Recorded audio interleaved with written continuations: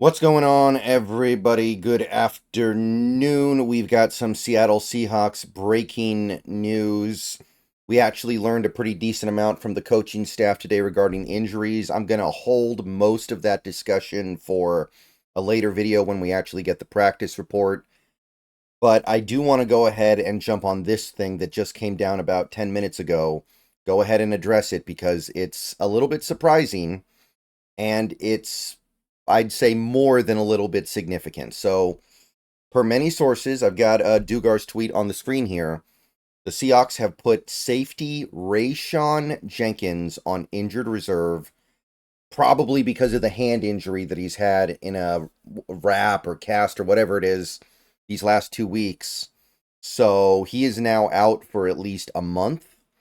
And it's actually, I think, including the bye week in there. So 5 week injury, luckily only going to miss 4 games, but then you're not even sure if he's going to come back after that. But Rayshawn Jenkins goes to injured reserve. We will not have him for Atlanta. We won't have him for the Bills. We won't have him for the Rams, etc., etc. So it's a blow. It's definitely a blow. I know Rayshawn was playing poorly the last couple weeks, but the main reason why he was playing poorly was probably because he had a wrap on his hand and he couldn't tackle. When Rayshawn has been healthy earlier this year, I thought he was playing pretty well. So, not going to have him for a minute. We did sign Ty Okada to the active roster to replace him, but in terms of snaps, you're probably going to see a lot more Kayvon Wallace. That's the bright side of this, I guess, right? Kayvon's done pretty good for us, and I think that Kayvon in a full-time role is something that we can survive.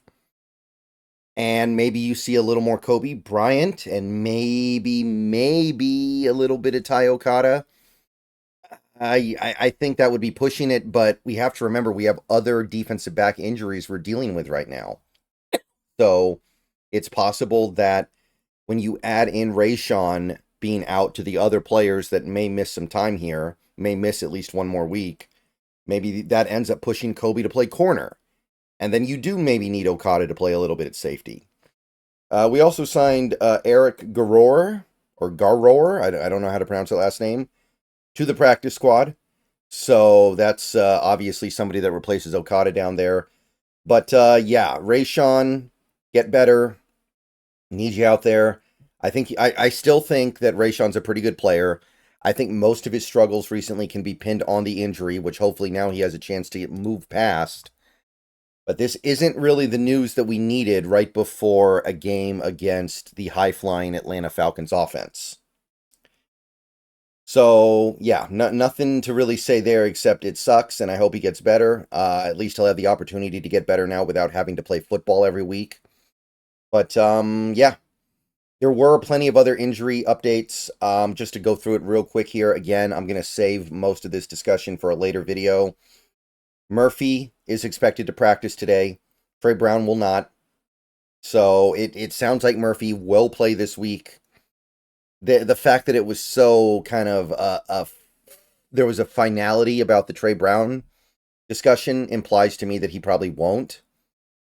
Will come down to the wire this week with Woolen. So I think he's got a good chance. Remember, that's what they said about Mafe before the Niners game, and he did play. Fant is progressing but unlikely to come off IR this week. Abe Lucas will not start practicing this week. So that's your quick and dirty injury updates. Again, we'll do more discussion when the injury report and practice report comes out later today. But that's what we're looking at right now. So Rayshawn Jenkins goes to IR. And Kayvon Wallace, you're up.